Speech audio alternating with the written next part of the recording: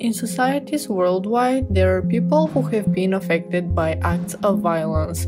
Perversions committed by armed groups in conflict situations are often well reflected in the media, while the violence behind closed doors within one's own home often remains completely hidden. Persons deprived of the protection of their own countries, such as refugees, are among the most vulnerable to acts of violence, including sexual and gender-based violence.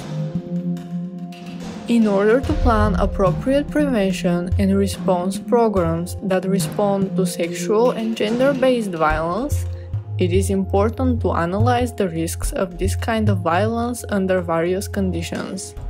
Let's address some of the risk factors that may increase the risk of a person becoming a victim of gender-based violence or perpetrator of such violence. First of all, there are individual risks, such as loss of sense of security, that depend on the human's mentality.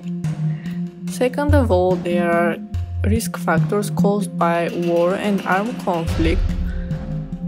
And lastly, there are factors bound to the situation of refugee, returnees, and internal displacement situations that consist of collapse of social and family support structures, male leadership in refugee camps, as well as lack of police protection or personal documents. Victims and survivors of sexual and gender-based violence are at risk of serious health and psychosocial problems, sometimes death, even in cases where there has been no physical assault. The possibility of long-term adverse health effects resulting from emotional and psychological trauma should never be underestimated. There are serious and potentially life-threatening health implications of all types of sexual and gender-related violence. Besides this, there are psychosocial consequences that should not be underestimated as well. Because of the fear of social stigma, most victims never report the incident. Indeed, most incidents of sexual and gender-based violence remain unreported. Most societies tend to blame the victim. Public rejection causes additional emotional damages, including shame, self-blame, and depression.